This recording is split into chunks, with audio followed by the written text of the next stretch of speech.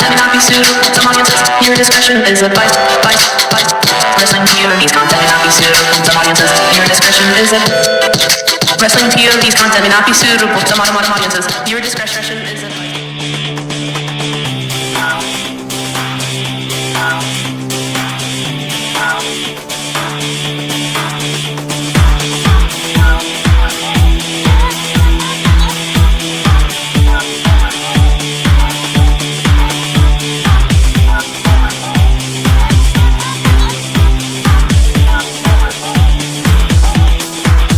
Ladies and gentlemen, boys and girls, and weirdos of all ages. That's right, wrestling fans, we're looking your way.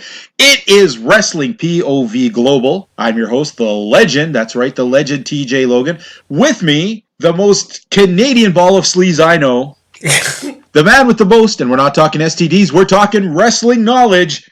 I'm talking Elio Canella, Mr. Gentleman himself. Elio. How's it going? It is going good. How are you, my penicillin-inflicted friend? I'm doing well. Well, that's good to hear. That's good to hear. I'm glad all those sleazy American women that you went and visited last week did not make you die. I'm just going to throw that out there. No, I made it back in one piece. And how much duty-free booze did you manage to smuggle? This, I know everyone wants to know. A whole lot. Yeah, a whole lot. I bet. Well, you know what, Elio? It has been an interesting week. Last week, we talked about some changes coming here to the global show. The whole landscape may change for the good, may change for the long. It may just even be a blip on the radar. But let's face it, AEW's coming, and we're going to have to make some room in our show for that. Yep. So a lot of change, a lot of things happening here. Well, you know what? This week itself. Okay, last week, folks. Last week, we talked about a bunch of stuff. We changed some things around. In our excitement and in all of our AEW stuff, we forgot to talk about the one story that had just happened as we were gone to recording. And that, of course, was Chris Jericho losing the belt. And I don't mean he lost it in a match somewhere. Apparently stolen out of his limousine. You know what? We're going to talk about that after we do this poll. It's going to be one of the things we're going to introduce, folks, when there is not a pay-per-view that we're going to be covering the week as a highlight. Instead, we're going to do a little bit of a hot topic thing, and I ain't talking t-shirts. We're going to be talking a hot topic, and this week we got too many hot topics to talk about. We'll get to those in a minute. Well, obviously, one of them is Chris Jericho and the belt. The other one, well, you're going to have to wait you're going to have to wait, guys, because I'm not giving everything away. Come on, man. You got to listen.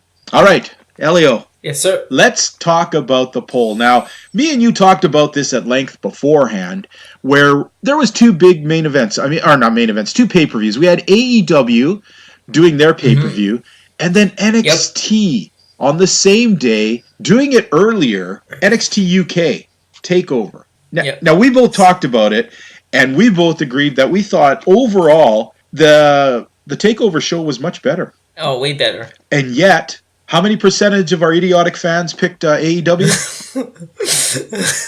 56% said AEW All Out, and 44% voted for NXT UK TakeOver Cardiff. Oh, my Lord. Okay, before we get to talking about the lower end of the gene poll, I'm going to talk about... let's take a look at some of the comments that we had, okay? All right. Rob Campbell says, not a fan of spot shows, so NXT UK. Oh my God, someone answered the question properly. Good job, Rob Campbell. Well done. I'm clapping my hands for you. All right. Okay, back to the lower end of the gene pool. I noticed that Rob Poole does not answer the question. He says, NJPW's Royal Quest was better than AEW and NXT. Well, sure it was. Not even one of the options. Yeah, well, not even one of the options, man. I mean, how hard is this, fans? I mean, do we have to put like a color code? Do we got to put a scratch and sniff so you guys can figure out what's going on? All you had to do was answer one of the two questions. I'm sure there are many people who thought Royal Quest was better. I'm sure there are people who thought Royal Quest was worse. But you know what? It doesn't matter because we didn't ask about Royal Quest, idiot. We asked about AEW and NXT. My God. Exactly. I'm not saying you're wrong, Rob Poole. Not at all. What I'm just saying is, please, people, read the question. Oh, my God. Anyhow, at least he made me chuckle because he said, at least from an in-ring perspective, the Royal Quest was a better one. The company, New Japan Pro Wrestling, entrusted audio work to should be sued. So yes, lots of production problems in that. I watched it, and even I had to agree the audio was kind of all over the place. And that, let's face it, Elio, we've seen wrestling shows where it can, especially on television, you're watching a show and the audio is all over the place. It is so distracting that it can take you right out of the event. Especially when they're talking and the words don't match the lips. Yeah. Of the commentaries. That drives me insane. Or the guy slaps him, but then you hear it like a second or two later, and you're like, what? I hate that. I hate that. Okay, and Jack, Ryan, Patty. I liked all three events. Really. Because I only noticed I put up 2 for you to choose from. Oh, Jesus. Okay. Fans, I know I've been harsh. I said idiotic fans this week because 56% of you said that AEW show was better. Okay, if you are a person who voted that, I want you to have the balls to write us to tell us why it was better. And you know what? Convince me. I'm not going to just stand here and go, yes, no, my opinion, yeah. You send me a letter. You send me a message on our site here, and you tell us why AEW was the better show. Because I don't see it, folks. Now, this is what worries about me, and we talked about this. AEW is coming along, and they're supposed to make a big impact. And I don't mean like that toilet impact. Their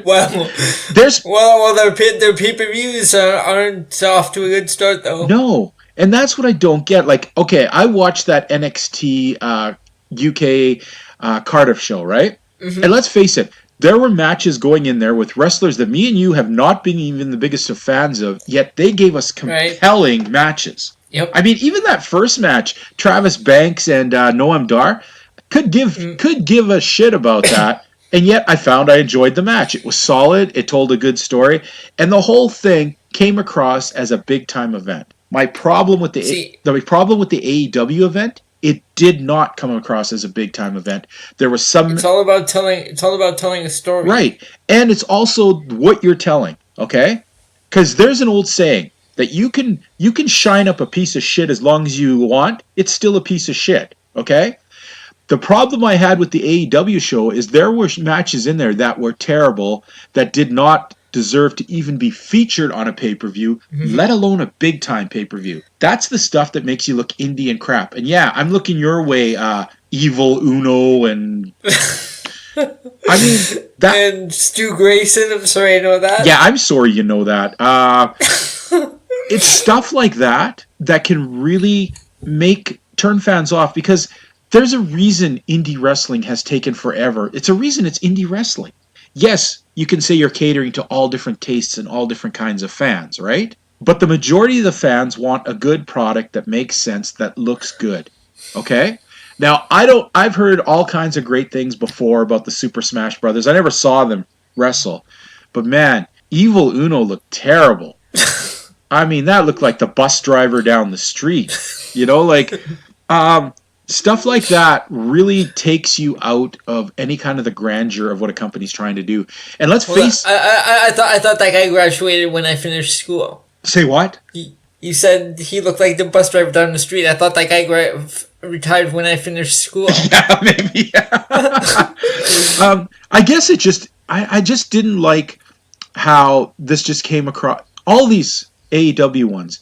Each time these pay-per-views come along, each one isn't quite as good as the last one, okay? That isn't to mean that there's not some great matches. Because, I mean, let's face it, the Lucha Brothers versus the Young Bucks was a tremendously crazy match. That was fun, okay? Yep. But, like I said, it was surrounded, and this has happened to me. I've gone to lots of independent wrestling cards where there's been one match where I'm like, man, I'm going to remember that for so long.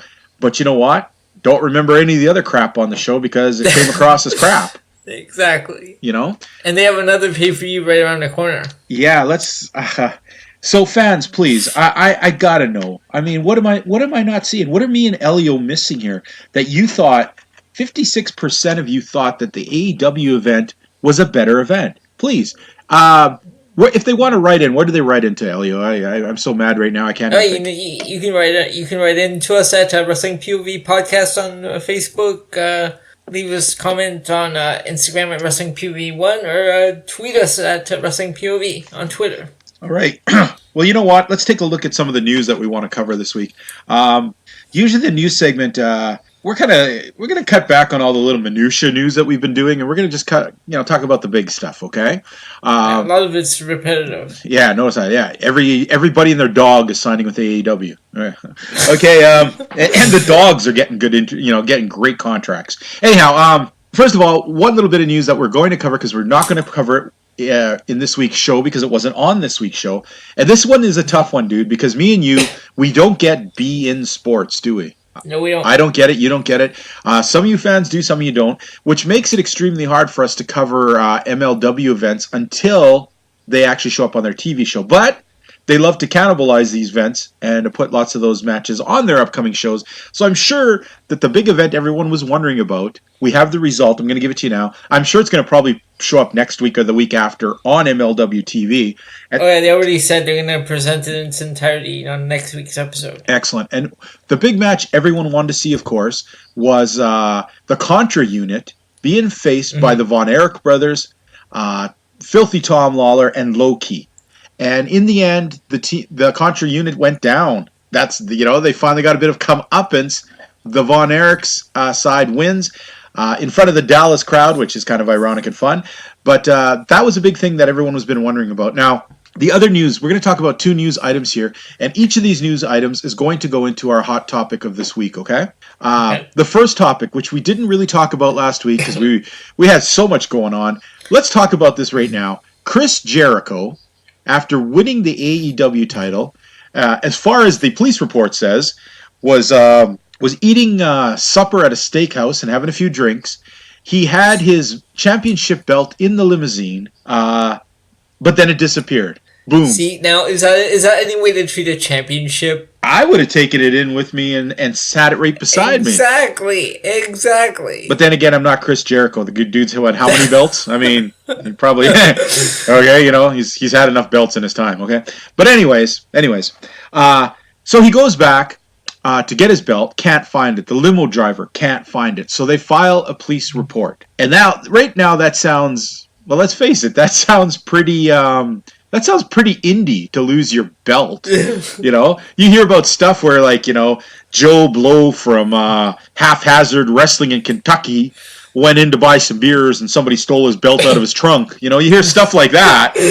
But Elio, quick question here. Does this make Chris Jericho and AEW seem kind of lowbrow and sort of a little less professional that they could allow their belt to get stolen from a limousine in their care? I don't know. To me, it seems a little unprofessional. Like, I'm not sure how that happens. If I was Chris Jericho, I would have taken my championship in with me. I would have worn it into the restaurant. Hell, if I was Chris Jericho, and let's face it, the guy's got enough money, I would have bought like 3 copies of that belt and kept them everywhere. And if I got one stolen, well, I pulled out another and said, here it is. Come on. Yeah. Clone a championship. Yeah, it's like if your boss gives you the key to the business and you lose the key. Well, you're stupid if you didn't make 6 other keys. You know what I mean? And the timing of it is kind of terrible, too, because it really kind of, I don't know, it was the first thing that made me think, here AEW is trying so hard to be on the level of WWE. They're trying to be the big time. And this just smelt so low time indie to have your belt stolen. No, apparently I guess they found it. Yeah, obviously. We're going to get to that part. But I mean, I want to just talk about the perception before they found the belt. Right. I'm saying I'm curious to hear about that. Now, did you? So you agree with me? It does kind of take a shine off AEW in this sort of sense, doesn't it? Yeah, they've been doing everything they can to make a good name for themselves and put their company out there, and then they pull some stunt like this. Yeah, I guess it just kind of blows away that illusion too, because I mean, you would think this never has happened to a WWE wrestler. They travel with their belts all the time. It just seems so unprofessional. And my first thought. The only thing was when Stone Cold took the Rock's belt and threw it over the bridge into the river. Yeah, but I mean that's all a big storyline thing.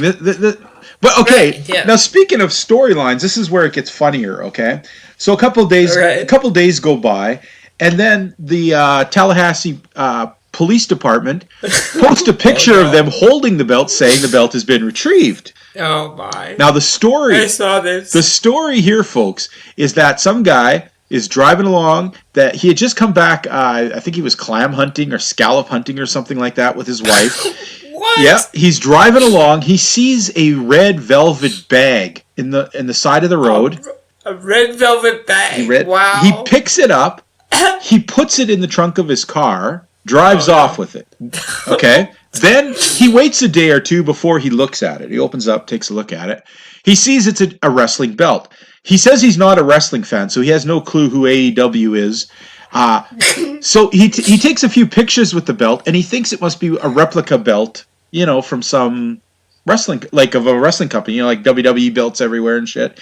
Wow, he takes a picture of it. Then... And he's not a fan. Yeah. Then he posts on Craigslist that he found this belt, and he has a picture of it and asking if anyone has lost it. Oh my! Tons of people start writing in saying, "Hey, dude, that belt has been stolen, and there are a lot of people looking for it. And it's a real thing." And so he's like, "Yikes!" Takes it right down to the police department and says, "Hey, look, I didn't steal this thing. I found this on the side of the road. Here's what happened. I have no clue." He said that as he was leaving, the limo driver was there filling out something. The limo driver was so happy, gave him $200 as reward money, and so he leaves, right? So the police department, I don't know, they take his statements or whatever, then they stop for a second and go, wait a second, maybe we should check this guy a little closer just in case, right? They call him back in. They grill the shit out of him to find out if he stole this belt, and then they let him go happy to say that he didn't. Wow. Yeah, this is like an episode of Cops. I feel like I've just seen a low budget movie. This is just so sad. Now the funny part is Chris Jericho. Talk about a professional. Well, maybe not such a professional when he lost the belt, but kind of starting to weave some kind of narrative that it was almost like a storyline thing. That's, you know what I mean? Oh, wow. So I guess the end of this, after this whole tale is done, and this is the part of the topic I wanted to talk about. Okay. Does this add any prestige to AEW? Does this put a damper on the shine of AEW? Does it mean that any news is good news? Or is this just sad? No, this is just sad. This is so... Tell me why you think it's sad, Elio. It just sounds like a really bad movie. Like the way you were describing like the events, how he lost the belt, that guy found the belt, took it into the police station. It's like I was watching Beverly Hills Cop, but I felt like I watched that movie all over again with a different storyline. Can you imagine Axel Foley returning the championship belt to the police station after he put bananas inside the inside the exhaust pipe? Yes. Okay, folks. My opinion on this is this. Okay, I have seen wrestling for like 30 years now. At least I've been watching for at least 30 years. More than that. Like 35 years, and I've seen so many things. And I've seen wrestling struggle from being that ridiculous, laughed-at Saturday afternoon thing to being a mega thing, to being the Rock and Roll Connection, to being high class, to being lowbrow. Yep. And this whole story is just like hillbilly TV. That's why I was saying this is just sad. It doesn't make AEW look good at all. It doesn't make anyone look good. It is just terrible.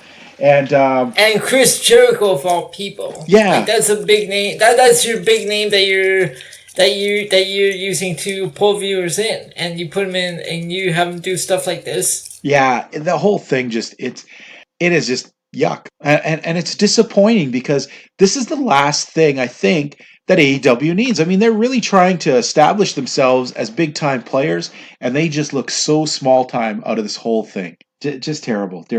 Now, the second bit of news, which is also going to lead into our second hot topic tonight, is Anthem Media has purchased Access TV. Oh no. Yes, exactly. Well, actually, I had brought this up on a previous episode how Access TV Impact was looking to switch from Pursuit. Now, here's the thing. Access TV is a pretty big time network across the U.S., okay? Mm-hmm. I don't even think we get it here in Canada, which is, I've not been able to see any of the shows that, like, they have New Japan Weekly on there. They have Women of Wrestling, which I'd love to see. The only access I know is basically they show like music programs on the access that I was watching at one time. Yeah, it's not the same. It's not the same company. Yeah. Now, here's the thing, folks. Why is this a big news, and why are we talking about this? As well, Anthem Media owns Impact Wrestling. Impact Wrestling, formerly TNA, Total Nonstop Action. This damn company that just keeps getting worse and worse, and every time, And it always manages to avoid that final flush. Yeah, we always describe it as that turd going around the second swirl, but somehow it manages to float back up to the top after the flush. Jeez. Now, we've seen them go from lower tier network to lower tier network to the point where we dropped covering them because we had to. It was just painful. It was painful, and it just became they were basically just a regional television. And let's face it, they were even doing most of the shows in Canada. It was just painful to watch. And Anthem owned Pursuit Network, which is, I'm not even going to call it a network, Pursuit Channel, which... Oh, did they? I did not know that. Yes, that's why Impact was on there, because they needed a place to put it. No one wanted it anymore. Oh, okay. It's gone down from so many places. It used to be on... remember when it was on... what do they call Men TV? What was that crap called back in the day? Spike? Spike. The Man Channel. Spike. Spike had such big viewers, and then it got cut down, ended up on like Pop TV, which is sort of like... Pop TV, yeah. Which is like the TV Guide channel.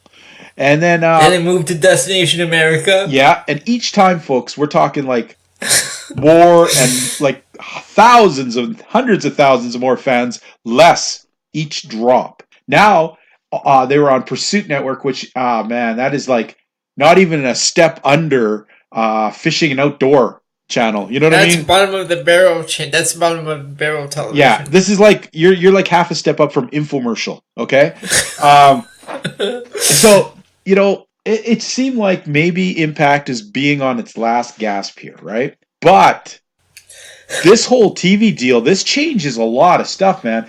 This puts Anthem, who obviously they're going to put Impact on there because they own it. Right. This puts them in a whole giant audience now, and this is good. This makes me sad because you know what this means, Elio. What's that mean? It means we may have to start covering Impact again. See now this that they're getting a spot on Access TV. Mm-hmm. It is a good thing because they're gonna get to be seen by a big audience. But will the product get any better? Is the question. Well, the fact that their viewership, their potential viewership here, has got to increase by at least 50-fold. Like the potential of it is, I mean, this, Pursuit was an extremely low grade channel. Now Access TV is a nationwide channel with a lot of viewers. I don't know. I think we're going to see maybe a slight resurgence in Impact. If anything, this will give them the money to secure some of their wrestlers. Maybe put more. The first thing they need to do is drop that whole stupid Sue Young thing that's been going on forever. God, let's hope that kind of junk crap. Let's hope there's a better creative going forward on the TV. Now, I can't believe James Mitchell. They put him in with this crap. Wow. I don't know. I remember Jim Mitchell back in the day. This seems exactly the kind of crap he was made for. Here's another weird question in there too. What about the other existing wrestling programs that are on Access TV? Does that mean Women of Wrestling? Are they going to still be the same? And does that mean New Japan is in danger of losing their slot? That's actually one show that I haven't seen in forever. Women of Wrestling. They were around in back in the early 2000s, right? And then for some reason, it died out. Well, for a couple of years. They're going into their second season right now on Access. So It's still alive, buddy. So there's a lot of questions here, folks. This is obviously an interesting question. Does that mean, like, here's the thing, is Impact going to be a thing again? Is New Japan going to lose a major American foothold here? Fans, please write in, and I'd like your opinions on it. You know what? I think we're actually going to make it our poll this week too. Okay. Okay. Our poll this week: does Anthem buying access mean that Impact will have a resurgence? Yes or no? Simple. It doesn't mean I asked about other companies. It doesn't mean I asked about AEW. It doesn't mean I asked about anything except this question you please here. Answer the question. Please, people, it's not hard, yes or no. If you want to even explain why you're yes or no, by all means, do that. But just don't start talking about some other crap that we're not talking about. My God, people, stay on topic. It's an hour-long show. I mean, it's not like we're talking... And you say I'm the one that drinks. They're making me drink, Elio. They're making me drink. Damn you all, fans, you're making me drink. Anyhow, you've got me worked up. We're going to take a break. I'm going to read the comments from last week's poll, and I'm going to take a brick and beat myself in the face with it for a while so it makes some sense. Then I'm going to take a nice deep breath. I'm going to drink some Diet Coke, and I'm going to sit down and I'm going to talk some more wrestling with Elio. The gentleman. Why do I feel like I should have been saying what this whole time? Oh God, folks, we'll catch you in a few minutes. Hello, this is Miguel Cole from the Wrestling POV podcast. Wrestling POV and Wrestling POV Global is affiliated with the Collar and Elbow brand. Go to collarandelbowbrand.com and save yourself 10% by using promo code WPOV. Collar and Elbow has t-shirts, hoodies, sunglasses, and more.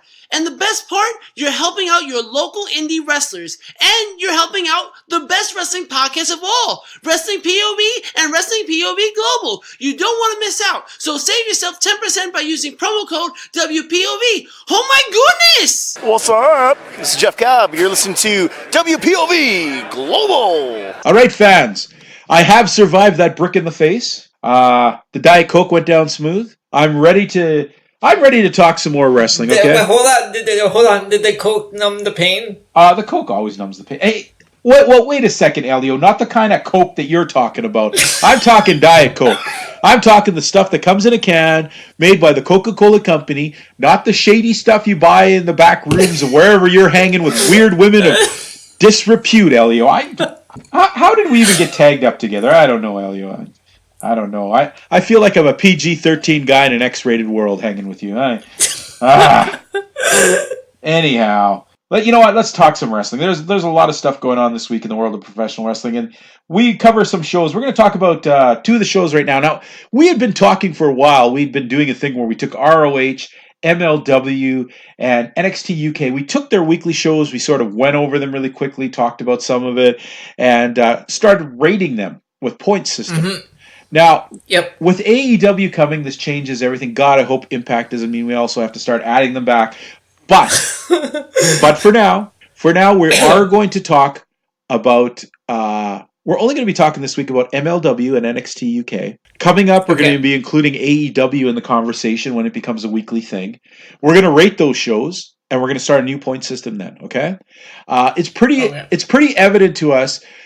Even looking how we dropped ROH started to make a tiny comeback at the end, but it's almost too little too late. Then we realized that most of it was just repetitive from week to week. Yeah, and it doesn't seem like right now ROH just isn't exciting the fans. Although I did watch it earlier and just to see the top prospect results. Okay. Well, you know what, fans. Let's start off with MLW this week. Well, let's change it up, okay? MLW this week. There was a couple matches that were interesting, but it was kind of the show I felt was a little bit disjointed. It was all over the place. Yeah. Go ahead. I wasn't as into it as other weeks. Yeah, and sometimes I question that, and this is going to be a thing we're going to be looking at very closely when AEW starts in, is the wrestlers that you show us, right? I mean, do we really need to see Jordan Oliver and Myron Reed? No. Really? I mean, with all the great wrestlers that you have on the program that MLW has, why are these guys constant? This is like the third week in a row that they've been in a match. Where's the Hart Foundation? Where's the Dynasty? Like, these should be much more pushed. Where's why have I not seen Teddy Hart in forever?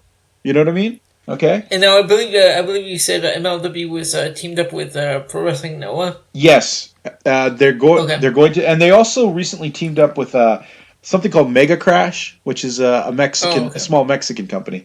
Now, is there anything in this week's card that you enjoyed a lot, or surprised you, or was just pretty solid? Not really. It was just an okay show. Okay. For me this week. There was nothing I really liked, nothing I really hated. It was just there. Okay. I'm gonna say I was very surprised that Alexander Hammerstone had such a good match against Go Shizuki. You don't really get to see much of the Hammerstone. It's mostly talk lately. So it was good to see him in a competitive match against a very competitive wrestler. I'm going to have to say that was my highlight of the show for the week. Was there a low point here? Was there anything you just didn't really like? The Jordan Oliver Gringo Local match was just... Yeah. The whole show had just a weird feel for me. There wasn't really anything that stood out. For me, the only other thing, match-wise, it was obviously the main event that I thought. But I'm going to have to throw out if there was one thing I enjoyed the very most in this whole match, or the whole card, or the whole show, was Mance. Once again, that man... Actually, hold on. Let me take that back. That's the one thing that stood out for me was Mance Warner, and was with a swearing. Yeah. Yeah. He's going to fuck up Jimmy Havoc. Wow.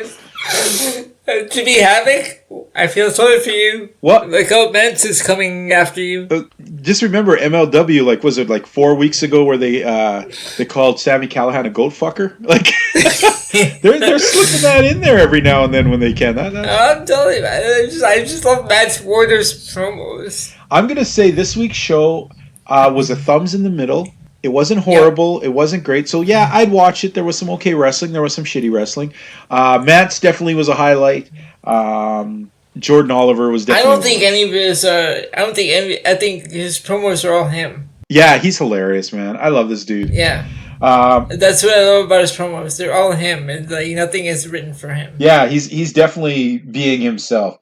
Would you watch this show? Would you recommend this show to somebody this week? I'd watch it again just for that right there.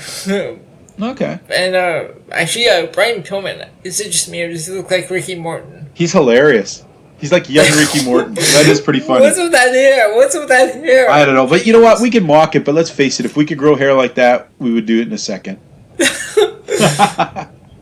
All right, let's move on to WWE NXT UK. All right. Oh, okay. Once again, we're in Cardiff. There was a couple matches in here. Anything that stood out to you just couldn't stand? Actually, do I have this right? There were only 2 matches on the show. Only 2 matches on the show. Okay, yeah. Actually, I was surprised at Cash's Ono's opponent, Sid Scala. That was kind of different, eh?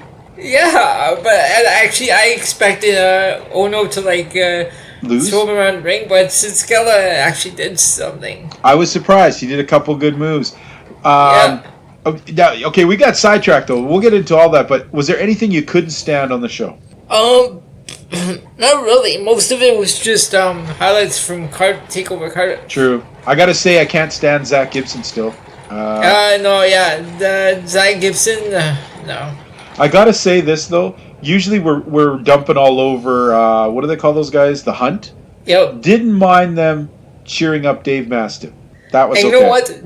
Actually, they clean up good too. Yeah. See how they're all dressed up in suits? I was like, what? I'm like, are these the guys I've been hating on for the past however many weeks? Now, if there had to been a highlight in this show, you know what I'm going to say, don't you? Oh, yeah, Rhea Ripley. Rhea Ripley. My goodness. And I love Piper Niven. I love that match. That was a great match. That was a great match. Rhea Ripley, she's going up against Shayna Baszler this week coming up on NXT, the regular one. Anytime NXT and NXT UK clash, I love those shows because we get matches we wouldn't normally see on a weekly basis. That is true. Gotta say, though, great match. Got a little surprised at the beginning. You know, Niven kind of dominated the first half of this match. Mm-hmm. But Rhea coming back and really going to town, and I was really surprised she got the clean pin. I don't know, for some reason I thought she'd win, but she wouldn't get a clean pin on it, and so it really made her look good, I gotta say. Overall, it was kind of, I gotta say, I liked the show. Because, yeah, I'm gonna give this one a thumbs up, actually. I mean, yeah, it was nice to have a little... Okay, here's the thing, folks. Recapping is something you sometimes have to do.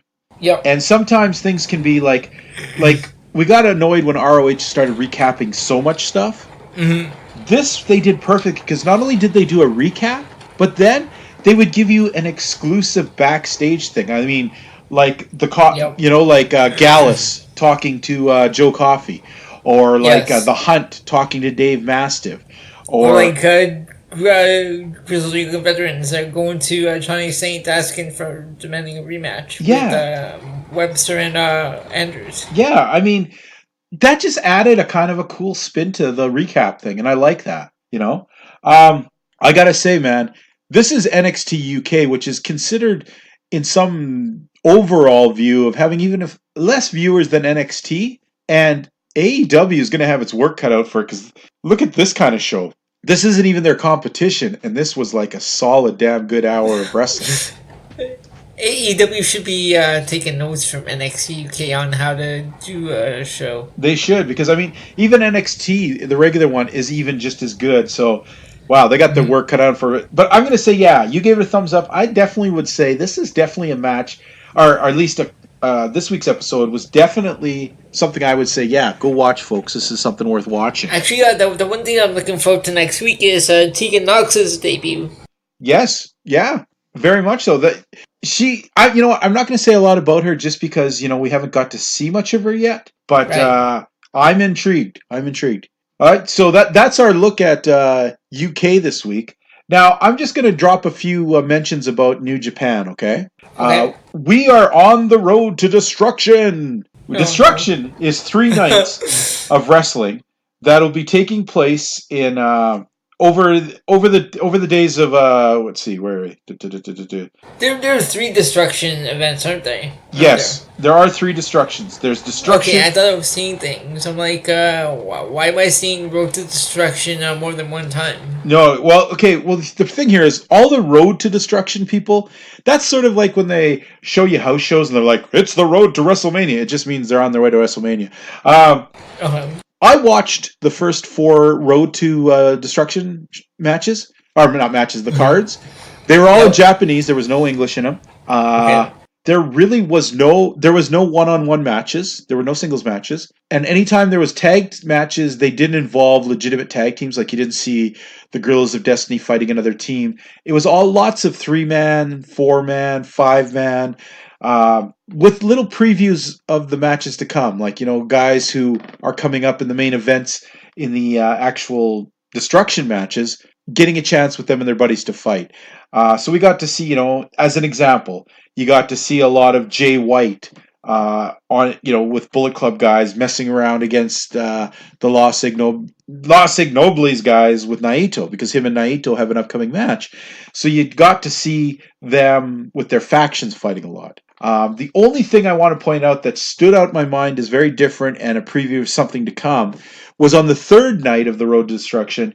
As Minoru Suzuki was coming out to his match, a lot of times Jushin Thunder Liger does commentary in Japanese for these cards. He was out there doing commentary, and Suzuki ambushed him, beat him up, and gotch pile driven in the middle of the ring, and he had to be carried out by the young boys. Now, I'm looking forward to a potential match between those two. There has to be. Liger has said that his last match will be this coming up at the what the hell do they call it? Wrestle Kingdom? Wrestle Kingdom! How could that forget that? Oh my lord, lots of wrestling in my head this week. How did you miss that? Maybe I was taking the wrong kind of coke. Anyways, you were in my liquor cabinet again. I was. I can't afford to pay, and you always have so much. But anyways, so Liger says... You're welcome. Yeah, thank you. Liger says that his last match will be at the next Wrestle Kingdom. All this year, there has been lots of rumblings between him and Suzuki, lots of shade thrown at each other every now and then, the small confrontation. I think this really pointedly shows that they are coming to a head, and I think it's going to be at Wrestle Kingdom. I think the last match that Liger has will be against Minoru Suzuki. That's my guess. Nothing is in stone. Nothing has been said. There's been lots of hinting and things. So let's see how that goes. But that's my prediction. Now, really, really quickly, the Road to Destruction matches, not much happened on those parts. But they lead up to 3 different nights. And we're going to quickly give our predictions of who we think, okay? On September 15th at Destruction and Beppu. Yeah, that is a place, Beppu. Hiroshi Tanahashi will take on Zack Sabre Jr., and he'll be putting his British Heavyweight Championship belt up. Folks, I got to think Zack's going to take the match here. I got to think he's going to get his belt back. But yeah, Tanahashi's looking good. I'm picking Zack Sabre to take the belt back. Alrighty. Then, the next night, Destruction and Kagoshima. The main event, and this might change, but as far as I know, it's supposed to be Kota Ibushi putting up his right to challenge at the main event at the Tokyo Dome against Kenta. Now, why do I say this may change? Because we saw at the Royal Quest, I don't know if you caught, did you watch the Kenta Tomohiro Ishii match? I did. Now, did you notice how damaged Kenta was at the end of the match? Yep. Now, Kenta suffered a legit injury. He was actually taken to the hospital that night after that match. He has not showed up on any of the Destruction matches, folks. He has not been on one of the 4 nights so far. Does that mean they're resting him? Possibly. It could also mean the last minute they may put someone else against Kota Ibushi if Kenta isn't ready. Because he got hurt pretty bad there. He took might have been a concussion. I mean, he took some tremendous blows to the head from Ishii. So if this match goes through, I'm going to pick Kenta to actually take. If he gets in there, I think he'll beat Ibushi and take the thing. What is your pick for this? I'm going with if they put him back in, I'm going with Kenta. Okay. If they don't, folks, we have no idea who could guess. Because guess what? This ain't the psychic hotline. I ain't Cleo, the mind-reading Jamaican woman. I'm just. Is he still around? No. Is that even still a thing? Nah. I saw something on YouTube about it, and I watched it. Just made me think of Miss Cleo. Just download an app. Just download one of these psychic apps and ask them. All right, and finally, the last match in here will be Destruction and Kobe, which will happen on September 22nd. Tatsuya Naito putting up his IWGP Intercontinental Championship belt against Jay White. Oh. Who are your thoughts, and who's your winner on this one, Elio? I don't know. Jay White's been looking pretty good. I'm going to have to go with Jay White. Good pick, Elio. I'm going to go with Jay White, too, because, for one thing, Naito usually doesn't give 2 craps about the Intercontinental belt. And I think Jay White's due to be back in the spotlight. Another thing, notice how at the beginning of 2019, we weren't the biggest fans of Jay White, and now here we're talking about how he's not that bad. He is very good. And another thing is, overall, Jay White needs this belt more than Naito does. Naito he's a big name wherever he goes. Jay White held that the heavyweight championship for a while, but, well, not for very long, actually. He didn't hold it that long, but, he had it for a month. But he did win the belt, but now I think he needs to be solidified in the fans' minds as a champion, and I think at least the Intercontinental is a start for him. So I'm going to go with him on this. So fans, yes, Destruction is coming up. We have, when you hear this show, it'll probably be a couple days later that it'll be like a week later that you'll hear, we'll get the results from that one. And then in 2 weeks, we'll find out what goes down in Kobe. So Destruction Tour is going hot. NJW, New Japan Pro Wrestling looking good. Okay. I'm always looking at the next events, and I think the one after that was something. Something. Fighting Spirit. Fighting Spirit. That's going to be in the US. At the end of this month. Yeah, it'll be a US thing. It won't be as big a show, but we're going to cover and talk about that when it comes up. You're not going to believe. Quickly, do you know who they signed for the Fighting Spirit? No, who's that? The Rock and Roll Express will be making an appearance. Oh no! Speaking of Ricky Morton. Jeez. All right. It's that time of the week where we crank out the Book of Shame. Uh-oh. Okay. Now I want to explain to you fans what exactly the Book of Shame's about. The Book of Shame is all about wrestling, wrestling-related terms, wrestling-related things, and yes, even wrestling-related personalities who have pissed me off, annoyed me, disgusted me, or just made me go, ugh. If you manage to do any of those things, you go into this book. And you know how good this book is? This book even has a special chapter. That's right, a special chapter. The chapter of perpetual losers. Those are the people you know that aren't coming ever out of this book. That they've made enough... They have put such bile in my throat. They have put such anger in my underwear. Well, that sounds weird. No. Bad image. Why are you thinking about my underwear? Man, you're just as worse as Rick Serrano. Okay, anyhow, let's get into the book. Let's find out who these people are. And guess what? All right. Guess what, Elio? What's that? I have a new entry. Uh-oh. Yes, a new entry. Okay. But let's start off and see what we got in there first. Let's Okay, talk about our it. first entry is Ace Austin ×1. Ace Austin ×1. Ace Austin is so... Oh, man, I don't get it. He is going he is the best that Impact can show you right now because Impact itself is turds rolling around a toilet. He's a turd. I mean, come on, man. When your gimmick is like actually acting like you're a 12-year-old that does magic tricks, I'm supposed to believe your little plastic collapsible cane is going to hurt me if you hit me with it? My lord, Ace Austin. I want someone to grab you by your stupid little pierced earlobes and pull them apart. I want them to shove a championship match. Painful. I want them to take your little collapsible cane and a card and shove one in each hole and tie them together. Oh, wow.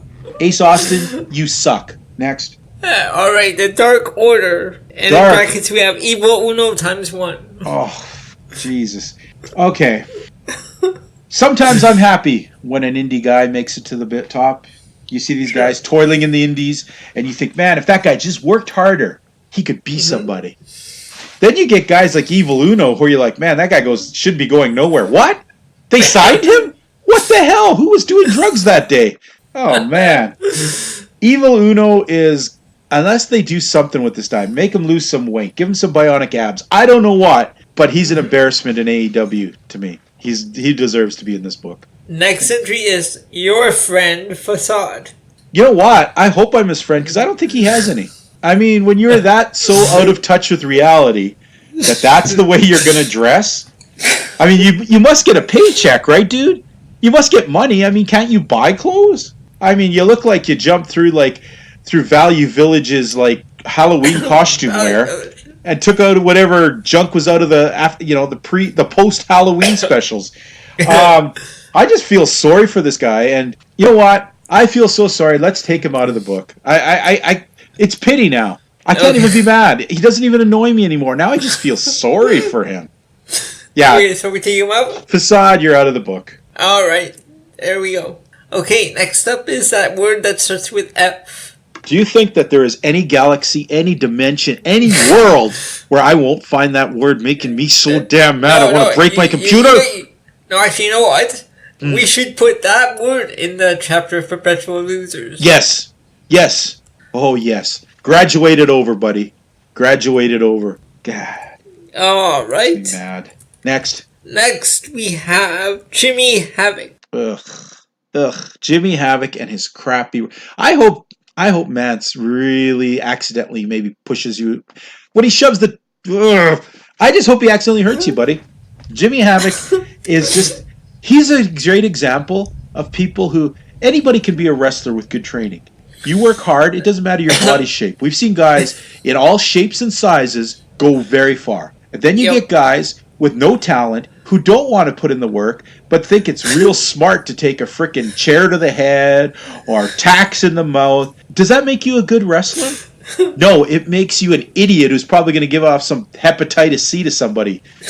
You disgust me, and you're a terrible... I'm not even going to call you a wrestler, Jimmy Havoc, because I don't think you are. You're a glorified stuntman. Next. Alright, next we have Kenny King. Who? Who? Exactly. Kenny King. Whoa. When you can bore me so much that you put me to sleep and you're in the main event, man, you deserve to be in this book. Madman Fulton. You know what? Just because I know he's an OVE, he disgusts me. Because they're just terrible. They're like, I hate the fact that they're something. They belong in like low tier indie wrestling. I'm so glad that we don't have to watch him for the last while since we dropped Impact, but God, I'm getting scared that we're going to have to watch Impact and have to see these idiots again. He's going to stay in the book for now. He's staying in. All right, next we have Casey Lennox. Wow. I don't even have pity for this girl. I mean, I get that you don't have to be smart if you're pretty, but I think you have to be more than a walking idiot to have a job commentating. That you should know how to tie your shoes and stand upright while you walk. At least Quinn McKay knows how to interview. Yeah, Casey, man. It is. I guess what the hard part is, every time she's on a segment, you just cringe because of the way she talks. It makes you feel that much more stupid for watching wrestling. And I don't want to feel like I'm stupid because I watch wrestling. That's the last thing I want. Then we have the Chris brothers. Same as Madman Fulton. OVE is just terrible. Terrible. I mean, that shows you how desperate Impact was to sign these guys as wrestlers. Ugh. No, they're terrible. And our final entry is The Hunt. I'm starting to waver a bit, man. I'm starting to waver a bit. Yeah. Actually, I have two after this week. I don't know. They didn't bother me as much this week. Okay, here's the thing. We're going to put them on a probation. Okay. The next time we see these guys, if they can pass the mustard as credible wrestlers to us, they're out of the book. All right. But if we see you guys and you just make us go, oh, give me an effing break, you're gonna be in there and you're gonna get a check mark beside. You're gonna get like a times 1 or 2 -2. You get times 2. And so then we have go ahead. Sorry. Then we have our chapter of Perpetual Losers. Alrighty. Now we just graduated somebody new in there. Yes. And our next one in there is Nigel McGuinness. Oh my God! I was just calmed down, and now Nigel McGuinness. Ugh. Nigel McGuinness. The anger that you bring in me. How? Okay, I don't know where it became cool. Like, okay, Jesse Ventura used to be the bad guy announcer. Okay, yep. But that was back in the day where it was cartoon wrestling, right? When you have somebody like Nigel McGuinness, who's the bad guy announcer at times, and he's just talking idiotic crap just to be the opposite. Is he back and forth like between heel and okay. Yeah, and it's mostly. I didn't know that. I thought it was just one role and that's it. No, okay. He's mostly doing a heelish kind of thing, and it's terrible. And it's a lot of times shows more on NXT. I can't stand him, man. He just talks stupid stuff. He acts like he's way more knowledgeable than this. And the funny part that gets me is he carries this arrogance like he was a great wrestler. He had a small moment in ROH, and that's it. He was a blip on the whole world of wrestling map. And I just find him arrogant, ridiculous, and can't stand him, and he's definitely going to stay in here. Our next one is Sami Callihan times 6. The fact he's times 6. Oh my Lord! I had to talk about Sami Callihan. I said sometimes in this life, there are guys. Okay, I get it. Okay, I get it, Sami. You're a shorter guy. You're smaller. You don't have the best build. So I guess you figure in this life, in this wrestling world, the only way to succeed is to be doing the most outrageous bullshit to get by. Okay, I kind of get that. But then you take it so far with the spitting and the disgusting behavior and the hitting women and just horrendous garbage, okay? You've gone past the point where you're interesting to where you're just ridiculous trash, okay? And that's where we stand with you, Sami Callihan. You're disgusting, ridiculous trash who's going to be perpetually in the book of the chapter of Perpetual Losers. Because let's face it, man, if you have to do the kind of shit you do, you're definitely a loser. And the last entry is Tommy Dreamer. Tommy Dreamer. Sometimes I feel like us even talking about him is giving him power. I sometimes wonder if we all just stop saying the name Tommy Dreamer just for a week, that he would disappear like evil. He would just disappear. But he doesn't. He's worse than the turd swirling around. He's the turd that somebody put up he's an upper decker. You know when a guy goes to your party and they take a dump in the back of your thing and it just stinks? You keep flushing the toilet, but you can't figure why it still smells like turd? That's Tommy Dreamer. No matter when he leaves the place, he stunk the place up so bad, the smell is still there. He's a double-decker. He deserves to be in here. So yes, he stays. Now, Elio. Yes, sir. I'm trying to keep calm here. You know it's tough for me. But I do have a new entry this week. You need a drink? Yes, I do. I'm going All to take right. a strong drink because I'm used to being mad. I'm used to being disappointed. I'm used to being in a state of rage. You know what I'm not used to being? What's that? Creeped the fuck out. I'm not used to being creeped out, buddy. So here's my problem. Today's entry into the book. Okay. Mm-hmm. Do you remember, like, when you went to high school, there was always a group of, like, creepy dudes who would, like, sometimes latch onto somebody, and you knew the person was uncomfortable, but they'd sit there and they'd watch them. They'd stalk them, and they'd look at them, and just, you knew they went to bed thinking about them. Well, that's the problem I have right now. There is a group of individuals who I am all they think about. You know, I'm all that they want. I barely have any interaction with them, but they can't help but say my name every week. They can't help but talk about me, dream about me, I don't know what kind of weird fantasies about me. But you know what? I am putting in the Wrestling POV group. Oh. Yes, because they are stalking me. Rick Serrano III. I mean, I don't know how many private messages I get from this guy. Tony Diaz sending me, hey, check out my new flexing t-shirt. You know, that puppet. My God, how much string do I have to see? So, the Wrestling POV gang, I'm looking at you, Tony Diaz. I'm looking at you, Rick Serrano III.